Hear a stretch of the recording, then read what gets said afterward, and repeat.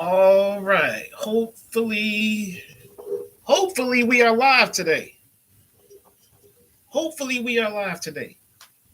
Hopefully everything is working out. How is it going? What's up with everybody out there? Can you guys hear me now? Can you guys hear me now? Let's silence that. Let's silence that. All right. Let me mute that. What's going on? All right. Now, hey. Susan, TLD, Nate TV, Evan, what's going on, everybody? Set everybody up here. Do this. Actually, I'm going to leave that open.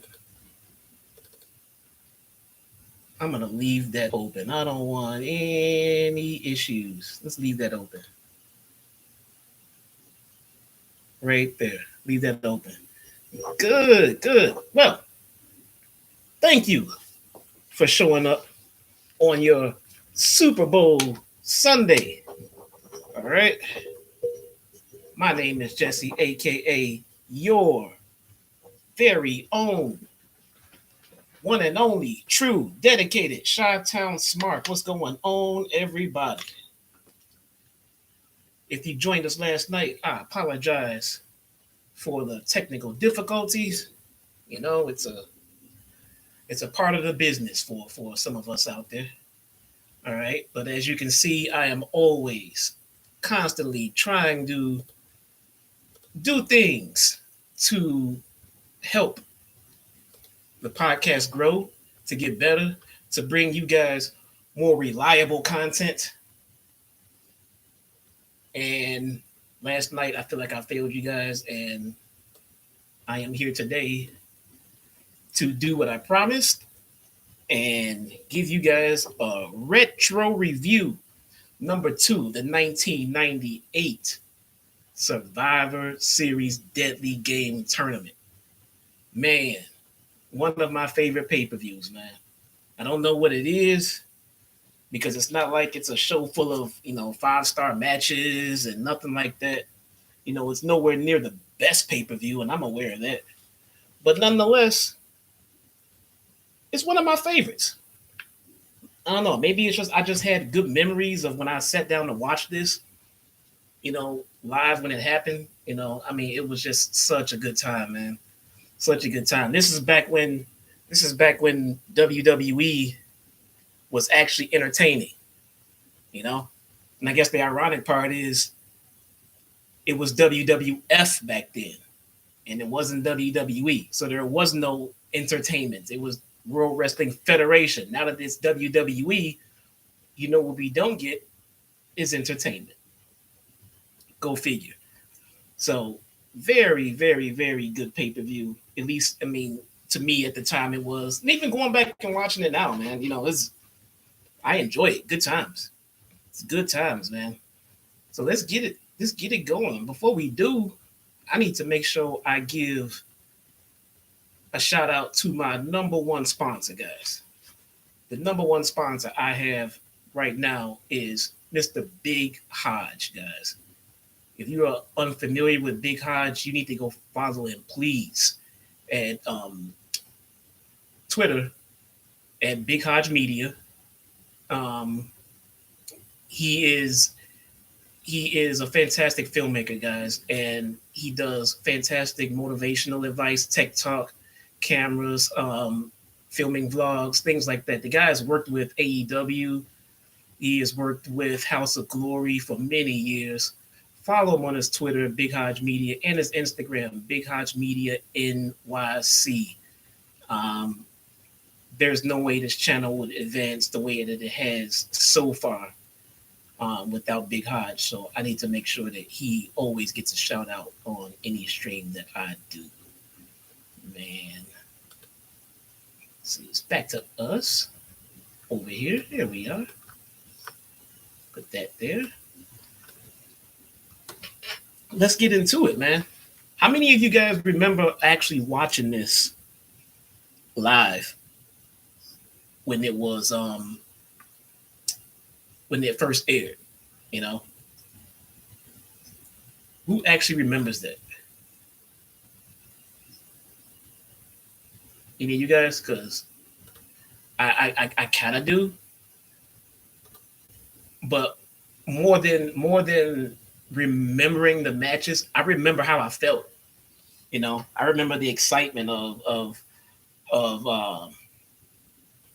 the Schwartz Center. So I wasn't born yet. Oh, dude, fuck off, get out of here. What the hell?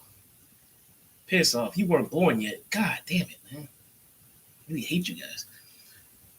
It was a really long time ago, wasn't it? What was it like?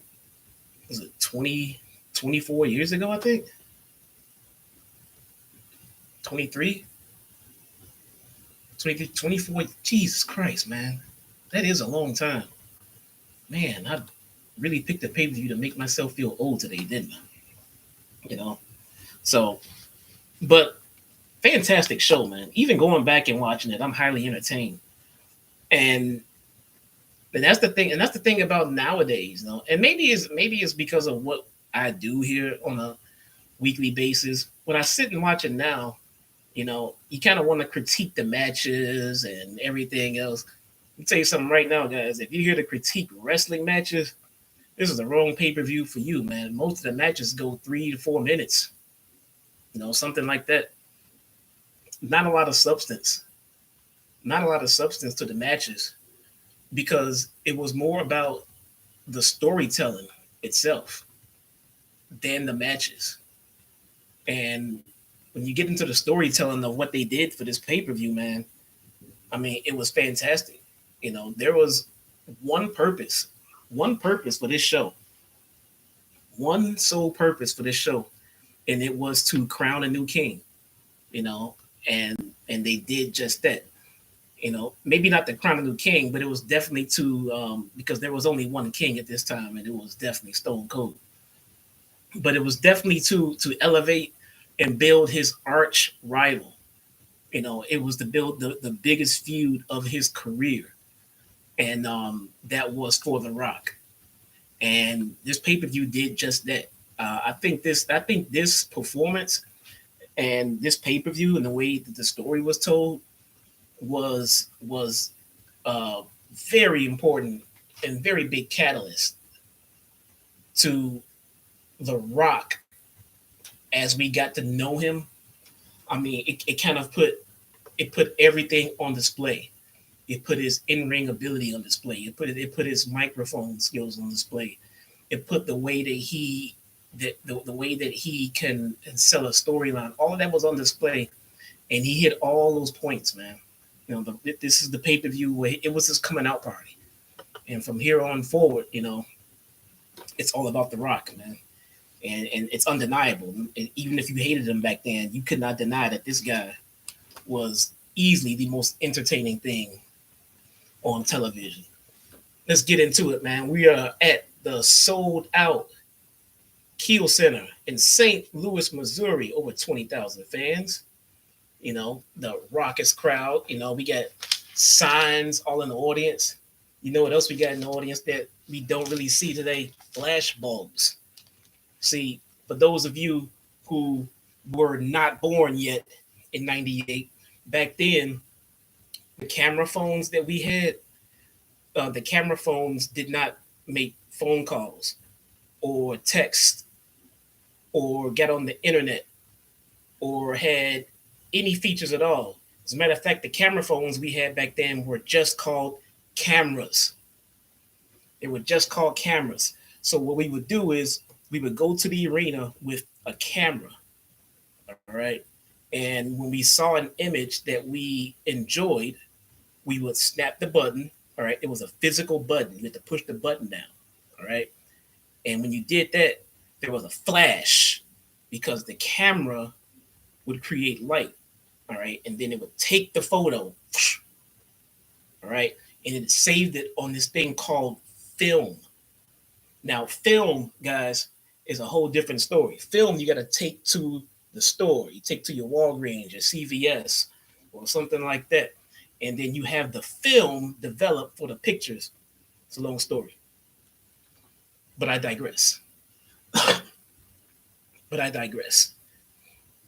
Now, Jim Ross introducing the show, to the live audience at home, and it just kind of reminds you, man, that Jim Ross has always been great, back then and even today.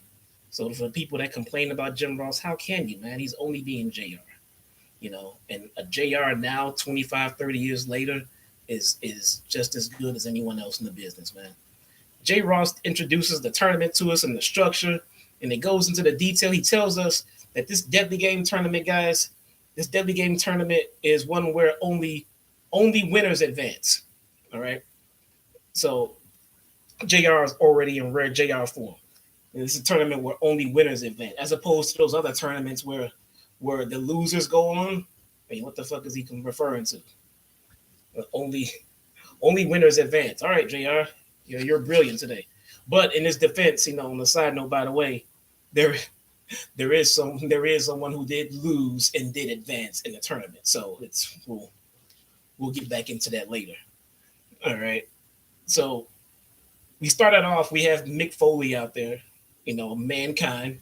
And Mankind is being built and portrayed by WWF as the hand-picked chosen one by Vince McMahon. In the lead up to all of this, Mick Foley was set to face a mystery opponent. All right. And back then, before there was, dirt sheets and internet and everything like that, we didn't know who it was. We didn't know what it was going to be. We had no idea. So the speculation was that maybe it was Shawn Michaels, because he was gone for a while and everybody wanted to see Shawn Michaels back.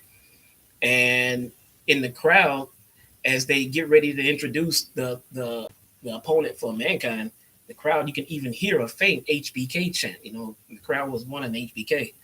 So we figured it was somebody big, because Vince comes out and he has this Hall of Fame type style introduction, man. I mean, Vince even pulled out the specs. He pulled the spectacles out, got his note cards, started getting all that shit ready. And he starts reading from his note cards, this legend, Vince puts this legend, and he goes into it, man. He goes into like a good 45 seconds spiel about how great this opponent was going to be for Mick Foley. So we couldn't wait. And we finally get to it, and here comes Gilbert. Well, he wasn't Gilbert. He was announced as Dwayne Gill, and the crowd was like, even me, the crowd was like, oh, yeah. Who the fuck who's Gilbert? Who the fuck is Gilbert? Okay, all right. So we get that announcement. It's Dwayne Gill. All right. So that's the opponent. A little bit of a letdown. To start off the pay-per-view with a letdown was, in retrospect, kind of brilliant. They kind of had the anticipation up there, and then right away they said, let's bring this shit down. All right, so they brought the anticipation down. It was just Dwayne Gill. He gets his ass kicked by Mankind in literally 30 seconds, and that was it. This guy comes out, dude. Gilbert comes out. His pyro scared the bejesus out of him. The guy about died from his own pyro. He was impressed by the Videotron he had. And the Videotron, he actually had video, but the thing is, he was just a jobber for the company back in the day. So all the video they had was him getting like finishing moves put on him. So you saw like him like sitting there taking like sweet chin music and eating pedigrees, and this guy's like, hey, yeah, look, that's me. It's fucking awesome, man. He gets his ass kicked. He comes out to some sassy fucking music too, man. Just some generic, just weird ass, I'm a jobber type music. It was so great. Mankind wins 30 seconds, and we got to hear that awesome Mankind outro music. If you're a fan of Mankind back in the day, everybody knows his entrance music, not the crashing sound music that became his music going forward, But Mankind's original music, was dark and ominous and, just kind of cool. But that wasn't his music when he would win. When he won a match, it was a different kind of light-hearted, just like piano, and it was almost like sad. So good. It was so good, man. There's little things like that. I loved it. I loved it. I loved it. So he gets beaten 30 seconds. That's that. They cut to a promo in the back. We get they show footage. They show footage of Jackie and Sable because Sable's in the ring cutting a promo, doing what she's doing, and Jackie comes by and attacks from behind in what JR like to describe as a drive-by style attack. So I don't know what drive-bys meant to JR back in '98, but this is not a drive-by by any stretch of the imagination, man. So they go to the back. Sable's cutting a promo. What I believe is Kevin Kelly, and it's good to see Kevin Kelly. And when we see Kevin Kelly ask her, hey, so how do you feel after that attack by Jacqueline? And Sable has an ice pack on her neck. She's trying to hold down the ice pack. She got hit like once or some shit like that, man. And she's trying to act like she's like in danger of not making the match. I mean, how many times does she plan on getting hit in the match? But nonetheless, she gets pissed, and then she says, I'm gonna be the next women's champion. She takes that fucking ice bag and chucks that shit. Probably hit a producer or some shit. Who knows? And then she says, piss. And the crowd gets fucking amped, man. The crowd says, Sable's pissed. She goes, she throws an ice bag, and the crowd's like, yeah! They're ready to rage, they're ready to fucking have her kill Jackie, man. So we leave there, and then we go on to another match. We get Jeff Jarrett versus Al Snow. All right. Man, not the most entertaining of matches. It was only about a 4-minute match. What I gather from this match is Deborah has big boobs. Deborah comes out with Jeff Jarrett. This is when she was his valet, and this is before she was married to Stone Cold. So all of her facial features are still intact and all that stuff. So they come out. King was in rare form tonight, man. Jerry Lawler was in rare form. He really, really, really hates Al Snow. He really hates Al Snow, man. He does. So King is ragging in on Al Snow. And then once again, JR is adamant. JR is really trying to sell and put over the fact that only winners advance. He keeps stressing this, man. He keeps telling us only winners advance. Like, what were we supposed to expect from a tournament? Tournaments are where winners advance, So, nonetheless, and that's another thing too. Jeff Jarrett at somewhere in the match, he said real loud, his catchphrase is "Don't piss me off." They bleeped out the piss. They also bleeped it out when Sable said it. So Peacock's infinite wisdom, piss is such a bad word, man. You can't go around saying piss. Peacock went back and edited out piss. Now, I haven't gone and watched too many of the old school pay-per-views since, I haven't watched any of them, I don't think, since they've migrated over to Peacock. But if words like piss are going to get on their nerves and they want to edit that out, they probably had a really hard time going back and doing all of that shit, all of that content, man. Because piss is the least of their problems they need to be concerned about. I mean, that's a PG word as far as the Attitude Era was concerned. Deborah gets on the ring apron. She has head. JR makes an hilarious comment. What does she know about head? And JR is always good for taking those little jabs. He even called her a Jezebel. And she didn't even do anything. She's like on the side of the ring apron. This is before she even got up there. She's on the side of the ring apron watching the match. JR looks over and there's Deborah McMichael. She's a fucking Jezebel. And like, wait, what the hell did she do, man? She didn't even do anything. And he starts going into it. Back in my day, when a woman was unsavory, she was a Jezebel. Deborah's a damn Jezebel. Okay, JR, chill out, bro. So then she gets on the ring apron. Then she's actually doing something to interfere in the match. Now JR has a reason to call her a Jezebel, and he doesn't want to anymore, so go figure. All right, so she gets in the ring apron. She tries to give head to Jarrett, and then Al Snow ended up getting it, and he whacked Jarrett with the head, and then she gets all pissed like, "Oh, you idiot! You were supposed to hit him with the head." So Al Snow wins with the head, 4 minutes 30 seconds. Just a comedy match, whatever. So then we get to Big Boss Man versus Stone Cold Steve Austin. So they keep cutting to the back because in the back room, one of the viewing areas. This is before they used to stand sideways with the monitor. Instead of like watching the monitor like a regular person. Nowadays they sit next to it and watch it. Well, Vince and the Stooges are in the back, and they're watching an actual monitor. And the monitor is like the size. I mean, the screen is like the size of a microwave, man. It's huge, and they're watching it in the back. So the camera spends almost just as much time watching Vince and the Stooges in the back as they do the actual match. Boss Man and Austin comes out. Austin comes out, man. My God, just the baby face pop, man. I mean, this crowd is loving nothing but Steve Austin, bro. That's it. That's all they want. Boss Man and Austin go out there.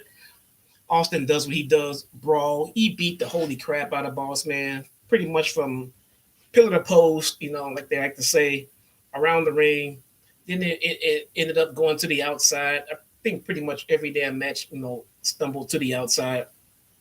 They get outside, Boss Man realizes that this is Stone Cold and I'm going to get my ass kicked, bro. So he goes and grabs his nightstick and whacks Austin with the nightstick and gets himself disqualified. So Austin wins versus Boss Man in just 3 minutes by DQ on purpose. All right, so we got a DQ finish. Keep that in mind. Keep that in mind. For consistency purposes, let's keep that in mind. Boss Man loses to Austin by DQ 3 minutes. Then we go and we have X-Pac versus Steven Regal, a real man's man. Oh, man. Who remembers the real man's man gimmick? Does anybody who remembers real man's man? Wasn't it awesome? He would come out. They made a montage for him. This gimmick didn't last very long. So the video that they made for him, it's him just trying to keep that snarl, and that look, and in the video he's doing such heelish things like slicing oranges, and he's chopping down wood, just heel stuff, man. He's just being a jerk. So let's see. He comes out, and the gimmick was weird. The gimmick is weird, and I'm trying to figure out why they changed it, but I don't really know. But it was over, man. Loved it, but it was weird and I heard rumor. So rumor, I remember this story. Rumor has it is that the payoff to that story was supposed to be that Steven Regal was actually a closet homosexual, and he was supposed to come out as such, but for some reason the gimmick was scrapped like a couple of appearances into it. And I remember, I think this was the next day on Raw, he showed up to do a match with the Godfather, and this is so damn funny. He comes up to do a match with the Godfather, and the Godfather's whole thing was back then when he would offer you the hose instead of wrestling him. He would give you that option. So he came out and he did that for Regal. He said, "No, I'm gonna come out." He said, "I'm gonna tell you what. I'm gonna offer you all 3 of these hoes for the whole night for free if you don't wrestle me." And then Regal said, What did he say? I think he said exactly was last time I checked. He said my name was Regal and not Elton John, so I'll take the damn girls. So he leaves. He takes the girls. He go up the ramp. Still, Regal get like just there's three prostitutes that the Godfather found on the street somewhere, and he's walking away with them. And then Godfather starts talking shit about him. Then Regal forgets the girls, and they go out there and they have a fight. It was just fun shit. But we get X-Pac versus Regal. So, and then and so the line that you hear not JR, it was King. The line you hear King say later on in the match kind of makes the last story like fucking hilarious because X-Pac started doing the suck it chops to Regal, and then King goes, you can't do that. You can't tell a real man to suck it. And then JR just gets fucking quiet. Like, the fuck you talking about, man? So double arm suplex from the top. So X-Pac was on the top rope. Regal went to the top rope to get him, and Regal executed a double arm suplex from the top rope. Now, you could tell from this spot, X-Pac severely fucked up his neck. I mean, from that point on, you can tell Regal and the ref were both concerned about his neck. Regal even tried to go home on the spot after that spot, and X-Pac wouldn't let him. He kept kicking out. So, but after that, he was messed up. He couldn't go on anymore. They ended up having to cut that match short, and they just call it a double count out. They tried to restart the match. It almost seems like that Vince did not know that X-Pac was hurt. So he tried to send Slaughter out there to tell him to restart the match. And X-Pac was like, I can't. I broke my neck, So it ended in a double count out. So they kind of had to start shifting things a little bit because I'm not sure if that was the original plan. But it was a double count out in 8 minutes. And once again, JR has to make sure he puts over and let us know that only winners advance. So since it's a double count out, X-Pac and Regal are both eliminated because, like JR said, only winners advance. Remember that. Keep that in mind. I don't think anyone gave JR the full script for the night, but we'll see. Keep that in mind. Next up, we get the world's most dangerous man, Ken Shamrock, versus Goldust. Man, let me tell you something, man. Watching Goldust back then in 1998 and watching Dustin Rhodes now in 2022, Dustin Rhodes has aged like a fine wine in the ring. I mean, the guy is just amazing, man. Excuse me. The guy just, I mean, his form, his technique, his style, it probably gets better if anything else, man. The guy is just such a ring general. I don't think anyone has ever denied that about Goldust.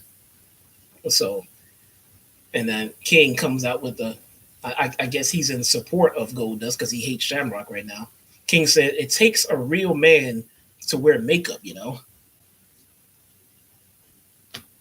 what? Okay. It's amazing because he bashes if you wear like the headbangers come out in the kilts or the skirts, and that pisses King off. What the hell? Men can't wear skirts. What are you doing? But then, real men wear makeup. I'm like, dude, make up your mind, man. Make up your mind. The match gets so dull to King and JR. They just start talking about other matches. Like it gets to the point that they're just sitting there like, so what's going on with Stone Cold, JR? And like, let's do this. So spots are going down in the ring. They're talking about other matches, man. It's pretty cool. Even the crowd gets a little bit quiet for this one. The crowd gets so low, you can hear Ken Shamrock calling spots now. I mean, he's just flat out calling spots. I mean, the crowd's not making any noise. I mean, the commentary was a little null at the time. So he's sitting there watching them, and all of a sudden, you see Shamrock go for an Irish whip or something, and then Goldust comes into corner with him, and then you hear right away Shamrock say, like, "Hey, duck the next one." I'm like, I'm gonna do a power driver. I'm like, can you whisper this shit, dude? Shamrock is notorious for just talking way too fucking loud, bro. I remember when he was in that storyline with Ryan Shamrock and Billy Gunn, and there was a camera in his face, and then he's on the outside talking to his sister Ryan, right? And he's like, "What are you doing? Blood's thicker than water. What are you doing?" Slap me, slap me, slap me. I mean, you sitting there like, slap me. I'm like, Jesus Christ, Shamrock, shut up. Make it even stranger. Shamrock ended up dating his sister Ryan in real life. So when you're dating your sister on the screen, that's kind of weird. It's got to be weird, even if it's not still like it's your sister, bro. What the fuck are you doing? And so let's see. So Goldust sets up for Shattered Dreams, right? And that was his thing back then, set you up, do the Shattered Dreams, and as soon as he set him up for Shattered Dreams, the ref's like, whoa, fuck you doing? You do this, you're gonna get disqualified. So the ref gets in the way and stops the Shattered Dreams. Crowd starts booing. So the crowd turned heel. The crowd fucking turned heel. We want to see him get kicked in the dick. Let him get kicked in the dick. Move. Let him get kicked in the dick. So the ref tried to stop the dick kick. Crowd got pissed, bro. Crowd is not trying to hear that shit. They want to see dicks get kicked. That's the thing. Dicks need to be kicked in the Attitude Era. That's all to it. So they come around. Shamrock wins with an ankle lock in 6 minutes. Nothing real serious here. Again, the short matches. It's gonna be a common theme here tonight because they do have a tournament to get through, But that was hilarious, bro. I mean, you can say St. Louis just flat out turned heel. They get so mad. I mean, the ref stopped us from getting a dick kick. What the fuck is wrong with these crowds? So after that, we get Rock versus Triple H. Rock versus Triple H. If you guys remember back, so this is the '98 Survivor Series, and so that's in November.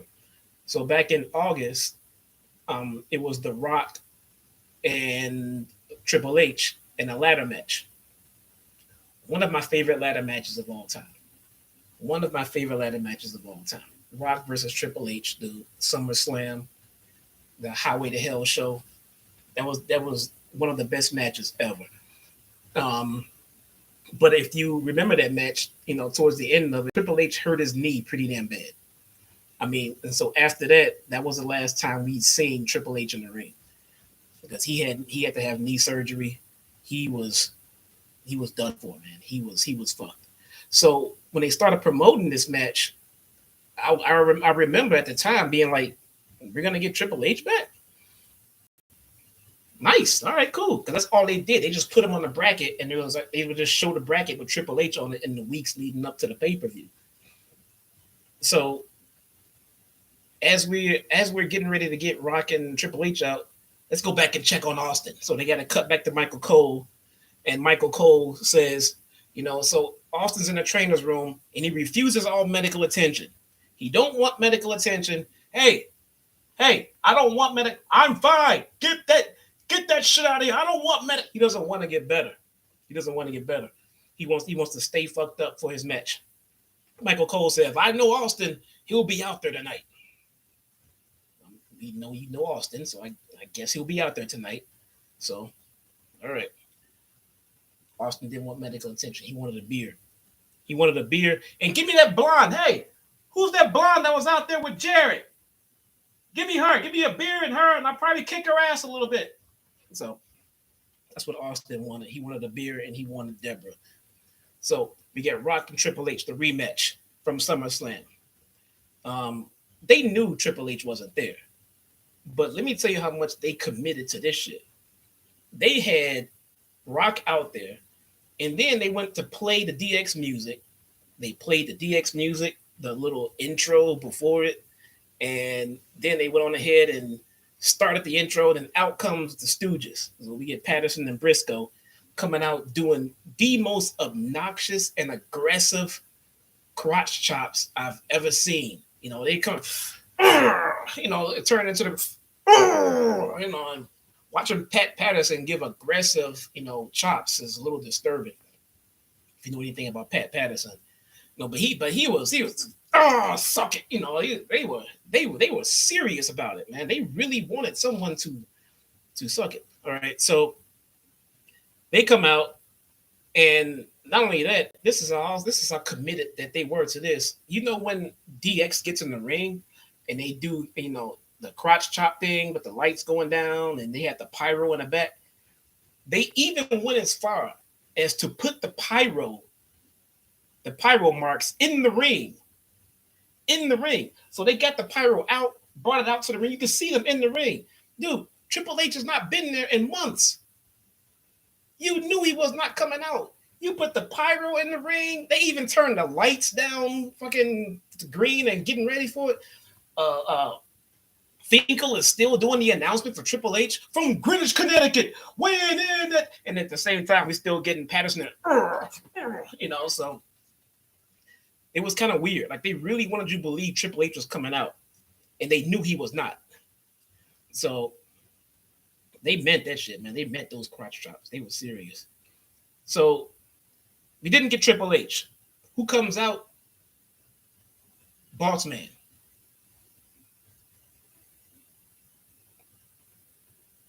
Boss Man.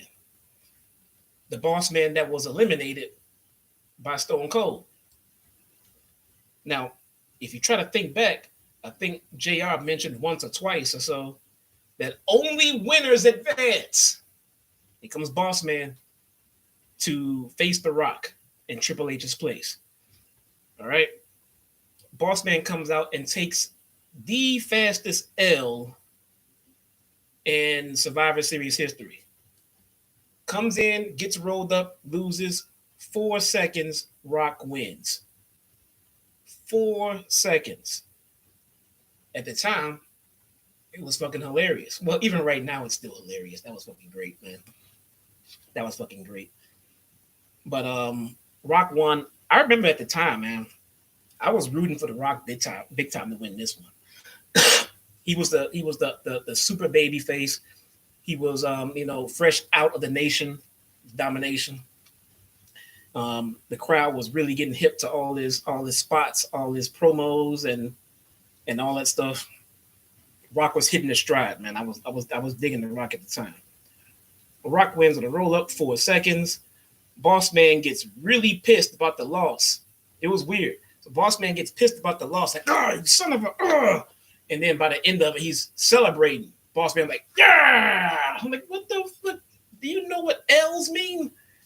Maybe he doesn't, because the guy keeps coming back out. So maybe he doesn't know. Who knows? And so King and JR go back and forth.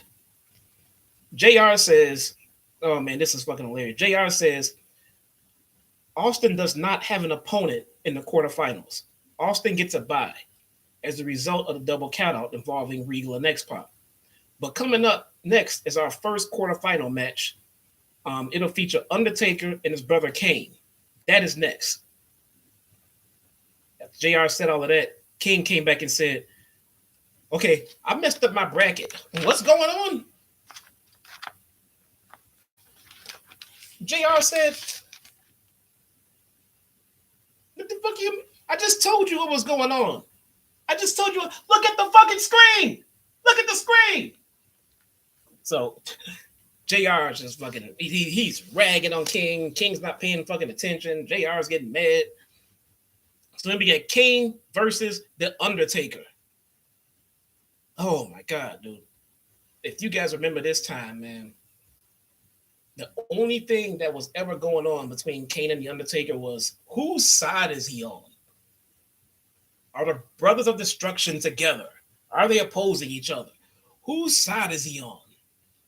That was the running theme with Kane and The Undertaker, man. So they had a match. JR describes this one as nothing scientific.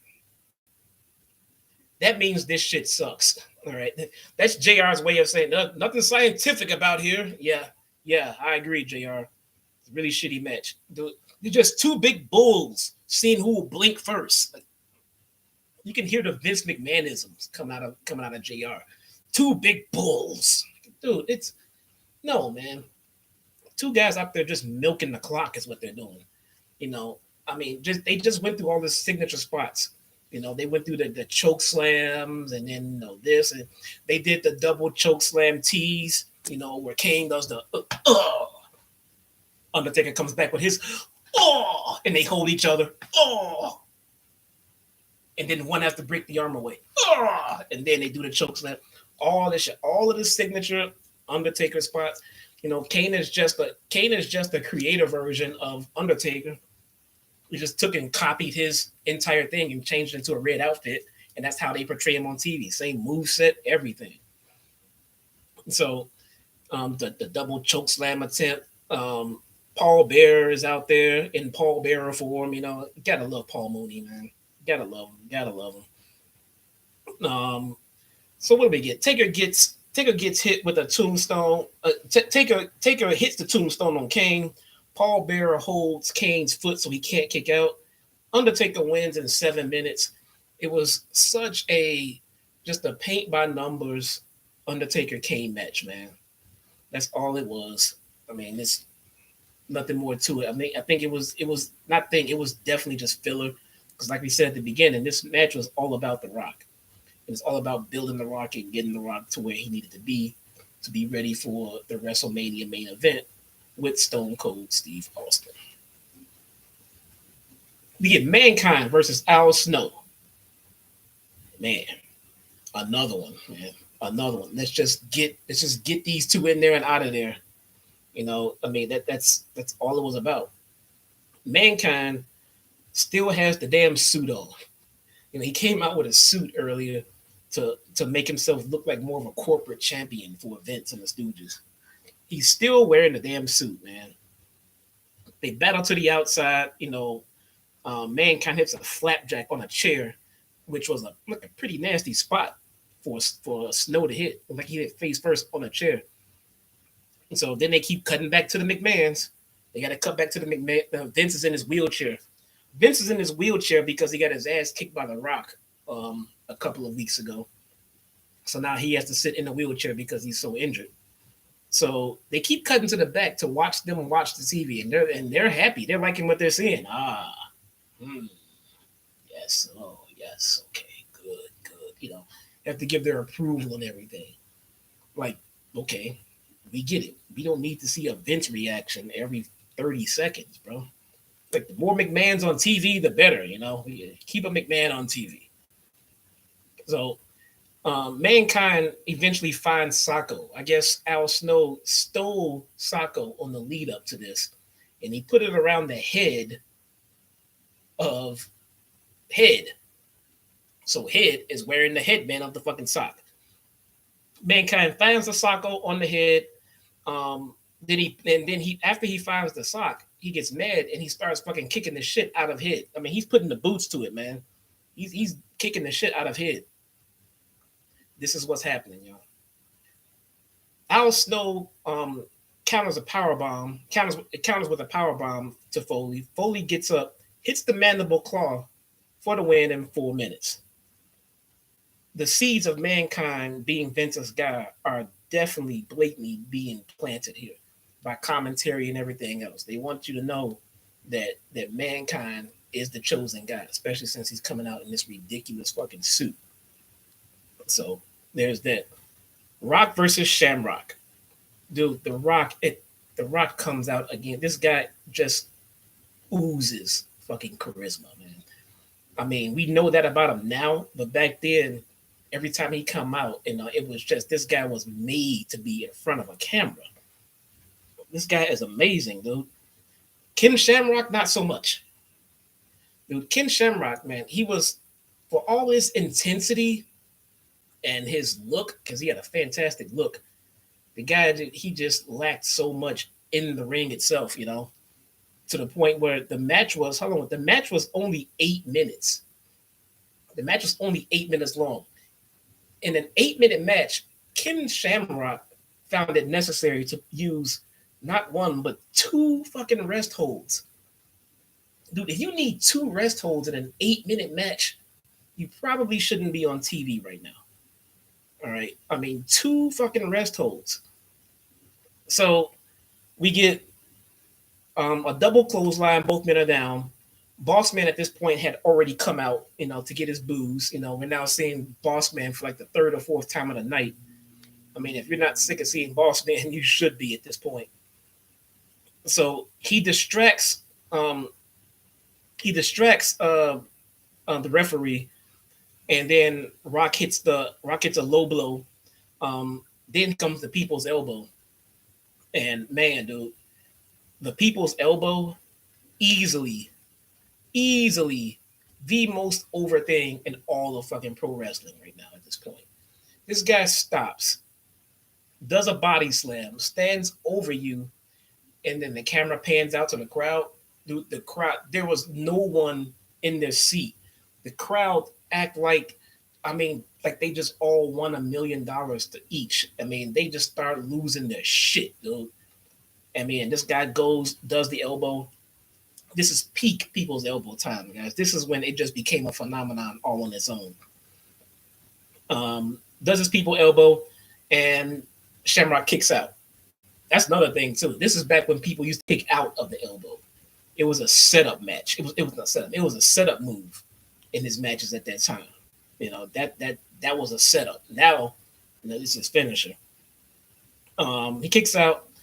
Boss Man tries to intervene by throwing his nightstick to Shamrock, but The Rock intercepted that bitch, man. He intercepted it, grabbed it, clocked Shamrock. Shamrock's out cold. Threw the stick back out of the ring, right past the referee's face, who saw nothing apparently. 8 minutes. The Rock wins. All right. Let me take a sip and check on the chat. What's going on? What's going on? If you're filing in, thank you for being here on this Sunday afternoon. If you have not already, please hit that thumbs up button if you would be so kind to. That would be just great. And we're going to get back into it because we now have this 5-star match coming up between Sable and Jacqueline, with Shane as a special guest referee. Jacqueline comes out to, I remember Jacqueline's music when she would come out. The music I heard on the network is different. So whatever music that was, it must have been, they must have had to pay for the rights for it. And they said, fuck that. So she got some royalty-free tunes when she came out. And Sable comes out. Sable comes out to the second biggest reaction of the night, dude. If it wasn't Stone Cold, it was Sable. So Sable comes out, pops the fucking crowd. She comes out, and right away, she hits 3 quick moves that I've labeled as the 3 moves of doom. Right away, she comes out and basically tells us that she learned 3 moves for this match, and she's going to show them to us right away. Because that's what she did. She came and showed us 3 moves, and the crowd's like, yeah, look at this shit. They had Sable up there with fucking Becky and Sasha, man. I mean, Sable was unbeatable at this point. So crowd is chanting Sable. They're chanting Sable like she's fucking Goldberg. Sable. I'm like, Jesus Christ, dude. It's Sable. What are we doing here? So Jacqueline starts doing these kicks to the ribs. This was kind of funny. She's like doing these rib kicks, almost like the yes kicks. Jacqueline's kicking Sable in the ribs. And then the last kick starts going up. And then JR goes, that last kick was higher up. And then King says, yeah. And the creepiest, yeah. Because JR said there was some kicks to the ribs. Oh, that last one was higher up. King's like, yeah. The fuck was that, boy, King? The fuck are you doing? Then he whispers. After that, if you listen faintly, you can kind of hear. He goes, yeah. Those aren't ribs. I'm like, oh, God. Fucking creepy JR, creepy King, man. Sable wins with a Sable bomb and the sexiest pin I've ever seen. So Sable wins 3 minutes. 3 minute match. And I saw about 3 moves from Sable. And the messed up part is in the lead up, as they were talking about the match, they start talking about how incredible of a wrestler Jackie is. And she is. Jackie's fucking great, man. And they started telling us how Jacqueline used to train with men and she used to take these serious bumps and Jackie would kick your ass. Jackie's a fucking wrestler, man. Sable beat her in 3 minutes.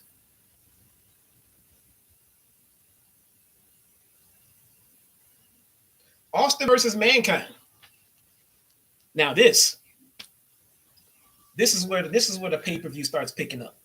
All right. This is an actual entertaining, legit match. Austin Mankind fucking tore it up, man. Austin comes down to the ring, the glass shatters. Here comes Austin. He comes out selling the Bossman injury. This guy comes out basically dragging one arm. The selling here was as lame as it could be. Austin comes out dragging one arm down the aisle. Austin gets into the ring and immediately forgets that arm hurts. Like, I don't think I saw him once sell that arm. Not once after he got in the ring. In the back, he was, fighting off doctors. And down the aisle, he was, oh, God, this arm. He gets into the ring, it's classic Austin. Fist and fire, stomping, doing it, the fingers. That's another thing, too. You can't use any kind of finger gesturing here. That's just inappropriate for Peacock. NBC don't play that, bro. NBC don't play that. Let's see. Austin comes out, starts beating the holy hell out of Foley, right? He takes off his shoe. He has a dress shoe on because Foley's still wearing that fucking suit. He's still wearing the suit. Austin takes off the shoe off of Foley and whacks him straight in the head with the heel of that fucking shoe.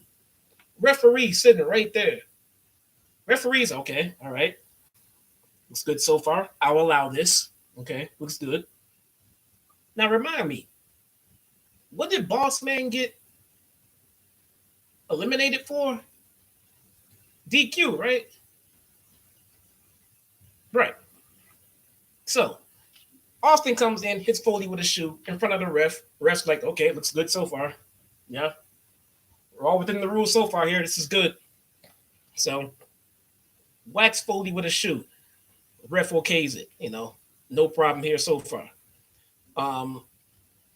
The King turns to JR and says, shouldn't that be a disqualification? JR basically like, you shut the fuck up. Look at this. McMahon's coming to the ring. Don't think about that shoe. Because now at this point, Vince McMahon is now being wheeled down to the ring by the Stooges. He wants to see this match firsthand.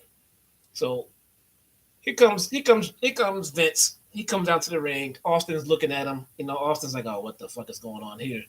So they fight to the outside. This crowd is jacked for Austin, man. I mean, they are like, Austin. Oh man, they are eating all this shit up, man. Clearly, he is the number one babyface on the planet right now.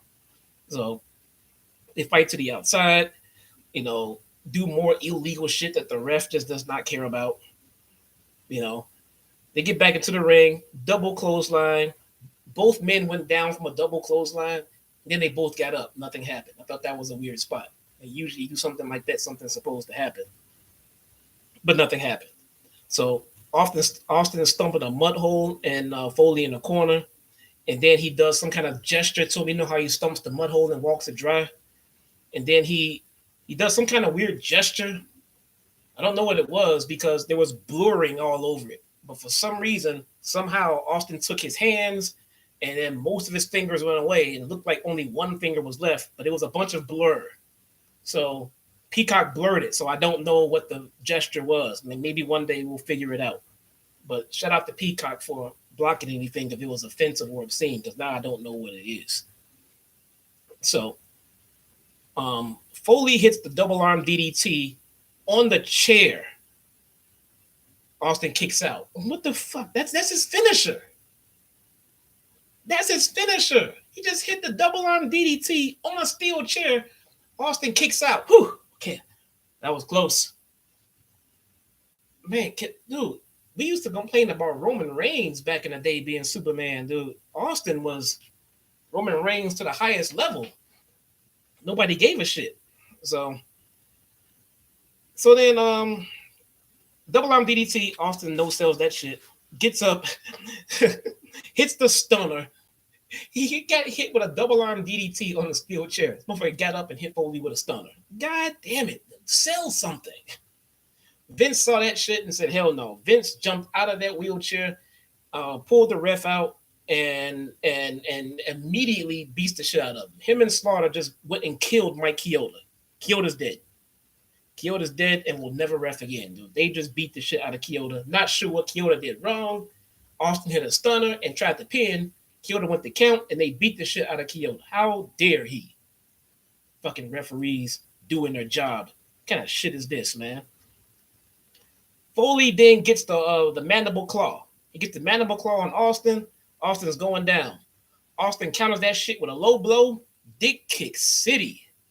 And then he hits him with another stunner. But the ref is dead. Remember, they killed the ref, man. I mean, he's gone. Mike Chioda will never ref again. But a second stunner after the dick kick, and then in comes another referee, Shane McMahon. He was relegated to being nothing but a referee a few weeks ago in the lead up to this. And he befriended Stone Cold in the lead up to this. So Austin thought he was getting, a credible referee. Out comes Shane. 1, 2, then he doesn't count 3. And then again, now Shane does this same mysterious gesture to Stone Cold. I don't know what it was because it was blurred out by Peacock. So whatever this gesture was must have been something that I've never ever heard of or seen before. So Shane gives Stone Cold this mystery gesture, all right? And then he leaves. And now Stone Cold's like kind of shook, like what the fuck is going on here? What do I do now? The Briscoes come in, and not the Briscoes, the Briscoe brothers come in. No. So Briscoe comes out and he whacks Austin with a chair. The absolute weakest chair shot I've ever seen in my life. He basically came and just laid the chair like on his head for a second, then took it off. Austin goes down. Foley covers him. Mick Foley eliminates Stone Cold Steve Austin from the Deadly Game tournament. Oh, man. Dude. JR is fucking pissed. JR is pissed. JR goes into just heat magnet mode, man. JR, what the fuck is this? Hey, what's going on? Hey! He was mad. He's like, oh, there they go, skipping gaily away. The McMahons and all of them. I mean, he was pissed. He's like, someone just got screwed at the Survivor Series. Have you heard that before? This is where they start rehashing the Montreal screw job from just a year ago. This is only 1 year removed. So thank God, thankfully, this was the absolute last time that they've ever rehashed the Montreal screw job. So we never have to deal with them bringing up the Montreal screw job ever again, guys. So don't worry. All right. Austin goes back chasing the McMahons because they all left to go escape the arena because they were scared they were going to get their asses kicked. Austin goes back to chase them. The McMahons hop into a limousine and they take off out of the arena. Stone Cold goes and pulls a fucking Grand Theft Auto and yanks some dude out of his expedition and took off in hot pursuit. I would love to be around there when the cops pulled over Austin for flying down the street chasing Vince McMahon.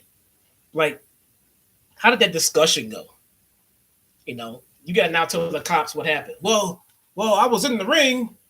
And I went to hit Stone Cold Stunner. All right. And then Vince McMahon gets into the ring and he beats up the referee. And then he hit me with a chair. And then they left. So I went to go chase him. The cop. Are you fucking drunk? I would love to have been a fly on that wall. That was fucking awesome. So McMahon's flee. Austin goes after him. They're somewhere flying around the streets of St. Louis in a high-speed chase, I imagine. Don't know. We come back to the arena, and JR is still mad. JR is sitting there trying to explain how mad he is to the camera. He's like, what the fuck is this? They screwed me. They screwed you. They screwed you. They screwed everybody. I'm so pissed. And then there's King. Let's watch the replay. You know, so they showed the replay about 30 times because it was hilarious. But we move on. We move on to the next match. We have The Rock versus The Undertaker.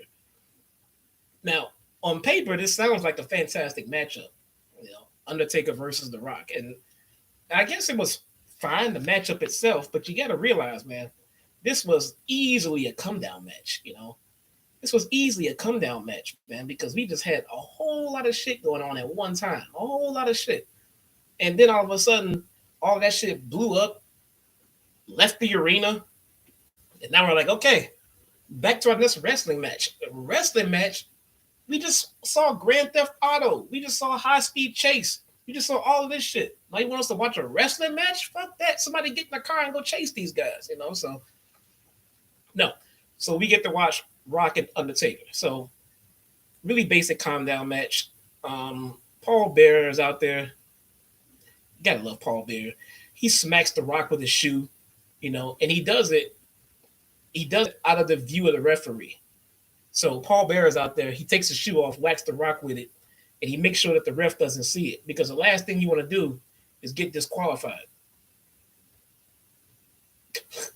Fuck this, man. It's so fucking inconsistent. It's ridiculous. So Rock goes to the side and looks at Paul Bearer and calls him a big fat piece of something. I don't know. I don't know what it was he called him. Again, I want to thank Peacock for stopping this harsh language from getting through. But The Rock turned to Paul and called him a big fat piece of something. I don't know. Maybe you guys can help me out in the chat. So, and then that distracts the referee, I guess. So then Rock was able to hit the low blow. Taker gets Rock ready for a choke slam, but Kane comes out. So it's another weird part. He goes to get Rock ready for a choke slam to end this shit, you know. And he gets him ready for the choke slam. Kane comes out, and then the Undertaker goes, no, you take him. So he has the Rock by the neck, and he gives him to Kane. Kane takes him, choke slams him. Ref sees it. Undertaker is disqualified. Rock wins. Another DQ. When is it no DQ, and when is whatever? Moving on.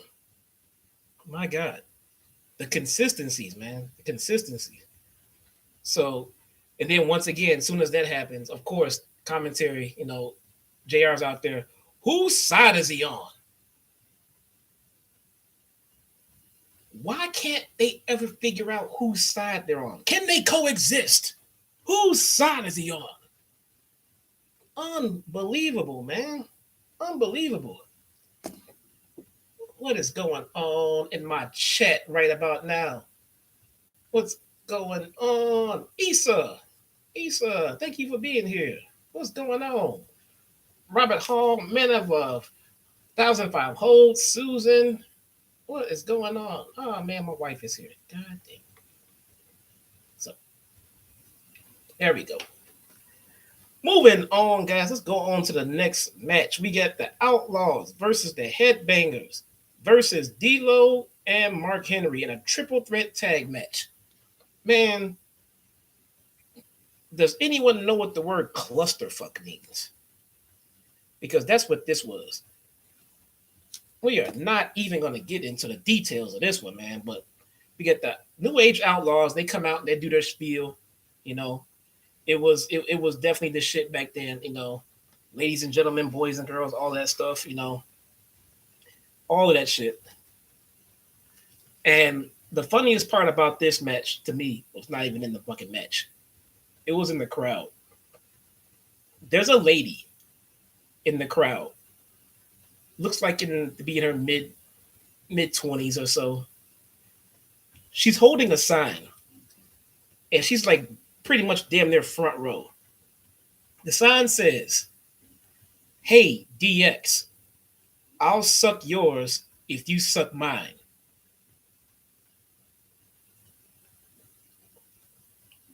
I repeat that. Lady in the front row, very decent looking lady. "Hey DX, I'll suck yours if you suck mine." Now, here's the thing. If we go back to earlier in this stream, in this chat, when I asked who saw this live, someone said I wasn't even born yet. So, you want to know what that means?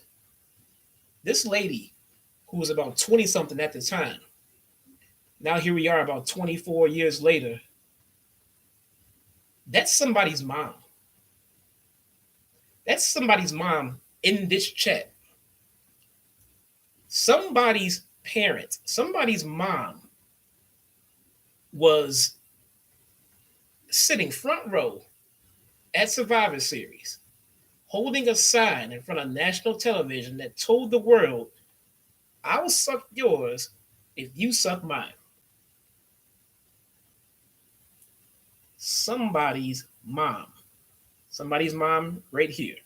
So I'll leave you guys to figure out whose mom was front row holding up a sign trying to suck some DX dick. All right?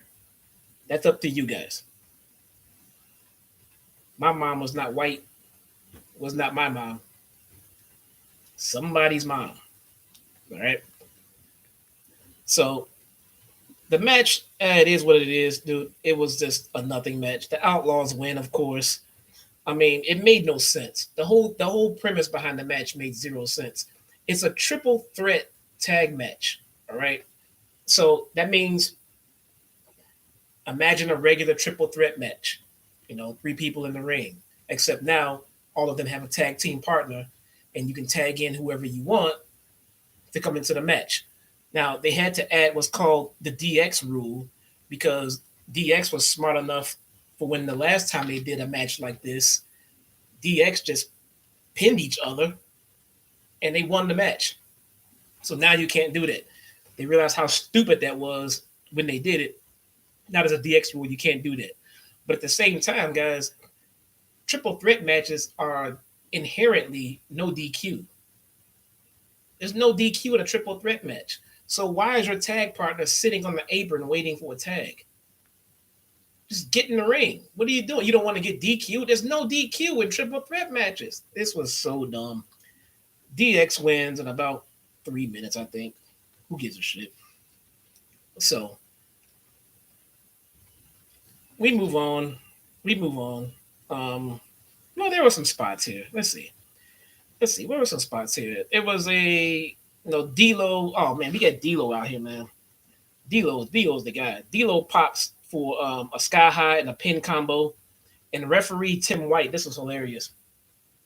So D'Lo went for the sky high. When he picked up for the sky high, and then boom for the pin combo. He did the pin combo, and Tim White just started walking around looking at him like, "Huh, that was a pretty damn good move." D'Lo was still sitting there holding like, "But you count?" Tim White's like, "Oh shit, yeah, I'm the ref." Then he goes to count. Same thing. Billy Gunn hits a power driver, and then again, Tim White's like, "Should I count this?" I don't know. "You're the fucking referee. Count the 3." Tim White forgot who the hell he was. About 3 minutes, Outlaws win. Soon as the match is over, get this shit. Welcome to the Attitude Era, man. And watch this. Soon as the match is over, winner, New Age Outlaws. Woohoo! They get their titles.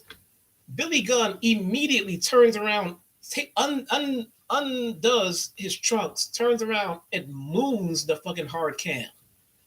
Just took his pants off and mooned hard cam. Peacock showed all of it.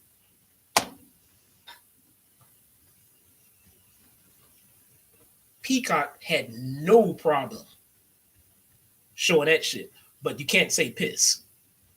You can't say piss, and you can't show finger gestures, whatever that mysterious finger gesture thing is that they were doing. Peacock don't want that, but you can show your ass. No, you can show your ass all you want, man. That's quite all right. That's quite all right. I did not get that at all, man. Peacock was in rare form for this show. I would love to be to have seen the person that had to go around and edit and censor all of the WWE Network shit. All right. So then we get our main event, guys. Then we get the main event. Rock versus Mankind. Man, this is what this stuff is all built on, man. Matches like this. And this is the genesis of an epic feud between Rock and Mankind. These guys battle again at or infamously at the Royal Rumble, and then again on St. Valentine's Day Massacre, and then again on Monday Night Raw after that. So it was all in the build of getting Rock to Stone Cold. So Rock versus Mankind. Right away they cut to the back and they show Shane talking to Boss Man and Vince, and Shane tells Boss Man like, hey, make sure you give Stone Cold one of these, and he again showed him blurry fingers. One day I'm gonna find out what these fingers are that Peacock keeps blurring out, but we can go back and watch Billy Gunn's ass. That's okay. So let's see. Yeah, and once again, when JR saw the promo or saw the package of Shane and Vince and Boss Man talking about Austin, and again it triggers JR. This is fucking bullshit. Listen, I'm sick of this shit. JR was not happy this day, man. So and then King goes, but the McMahons are still here. The McMahons are here. They're back. JR gets a no shit, Sherlock. I know they're here. What are you, fucking idiot? Like, then he is mad, dude. JR is on 10. So then the match is going on. We got Foley and we got The Rock. They're doing their thing, man. The crowd is hyped for this one. And then JR goes, I'll be damned. I'm not believing this shit. And then he goes, now here comes Vince and Shane. And JR was so mad. He's trying to call the match, right? JR is trying to call the match and still tell us how angry he is at Vince. Rock with the Irish Rip and the suplex by The Rock. Great move. I'm so sick of these big mans. He's going on and on about he hates the fucking McMahons, dude. Foley goes for the stairs, but Rock counters with the chair to the face, and that infamous scene of Rock just bashing the chairs to Foley after the stairs fell on him. And then he gets up. So after Foley gets up from that, Rock turns and cleans Foley's clock with a steel chair. Straight to the face. Like, fuck concussion protocols, This chair straight to the face. Right away, I'm looking at that like, well, don't worry, guys. That'll be the last time you'll have to see a chair shot to Foley like that from The Rock. Don't worry. Won't happen again. So Foley hits a low blow, and referee Earl Hebner, legit just looks away. Like he's watching them. Foley with the low blow. Hebner, didn't see that shit. What the fuck? Is there DQ or no DQ? Someone please let me know. Let's see. But JR says Hebner is the best referee in the business. JR's words. Like Earl Hebner, guys, the best referee in the business. So if he's allowing this latitude, then that's probably why. So he is the best referee. Then seconds later, the fight spills off into the announce table, right where JR and King were. And then right away, JR starts getting pissed. What the hell, ref? These guys are fighting over here. Do your damn job. This fucking ref over here is not doing his job. You just told us he was the best referee in the business. Now you saying he sucks because he's not doing his job. You know, what the hell? Make up your mind, man. So Mankind then lifts Rock over the top rope. All right. He just kind of just, the Rock was coming at him. He just stopped, lifted over the top rope. JR pointed out that when Rock hit the ground, it left a sweaty spot. JR had to point that out. Rock hit the ground so hard, it left a sweaty spot. You know, I don't know if that's supposed to intensify it or what, man. So they ended up back in the ring. But then Rock gets tossed out again. All right. But then when the Rock gets tossed out, Foley goes up to the second rope while Rock is out on the ground near the Spanish announce table. So that's when the Rock goes for Rock. That's when Foley goes for one of his famous elbows off the second rope. Rock moves. Foley goes through the Spanish announce table. That table exploded. Foley kind of landed near the edge, so the bump was probably pretty hard. And the table just blew up, man. I mean, it was fucking nasty, you know. Of course, JR and King started losing their mind. You know, they ended up fighting back into the ring. Rock goes for the people's elbow. Once again, the crowd just straight loses their shit, man. The crowd just loses their shit. And he goes for it, people's elbow.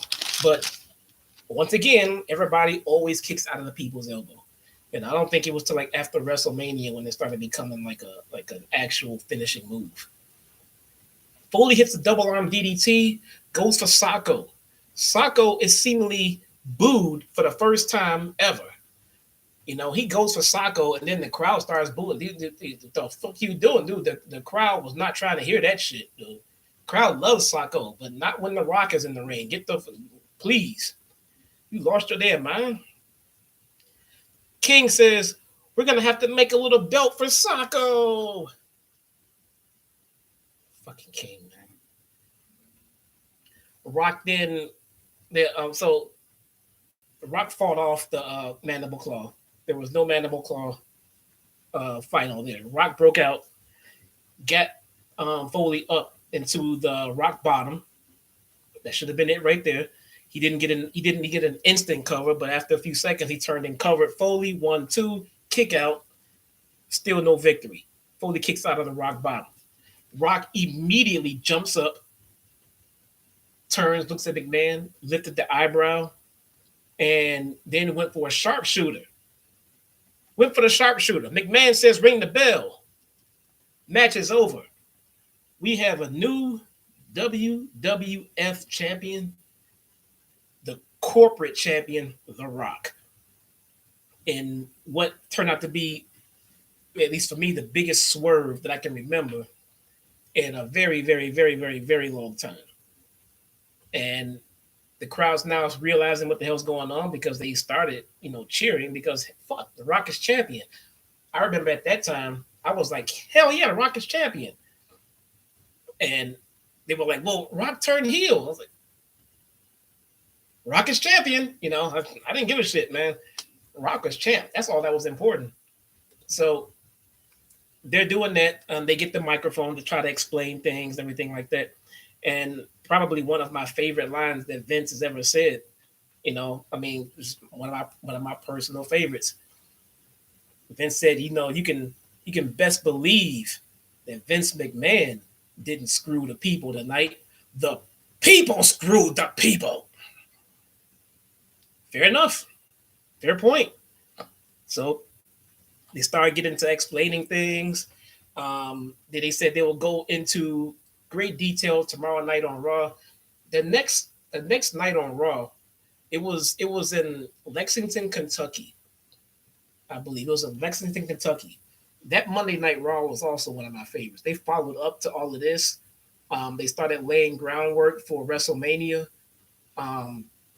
If you ever get bored and get a minute and want to go check it out, I would go check out the Raw after this Survivor Series. It was so good. We had Rock and Austin in the main event. Really good stuff, man. Really good stuff.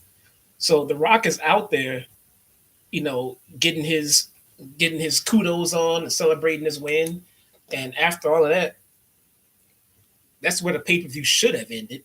But what ended up happening was Austin came back to the arena, saw what was going on, saw someone in the ring other than him getting the spotlight, I guess, and immediately went down there to just beat the shit out of The Rock and just ruin his whole fucking moment. And he did. I mean, I know Vince always a firm believer in sending the crowd home happy, but to me, that spot didn't need to be. But yeah, so we get our new WWF champion, the corporate champion, and then he gets his ass kicked. You know, Robert Hall is right. Yes, yeah, it was. They had Judge Mills Lane out there to verify a contract and to make the match official, and we had Austin versus Rock. You know, Austin, I'm gonna beat your corporate ass right there in the middle of that ring. 1, 2, 3. You're looking at the next champ, and that's the bottom. It was, dude, one of my favorite Monday Night Raws of all time. That one and the Raw where Kevin Owens won the Universal title with Triple H's help. Those two of my favorite Monday Night Raws of all time.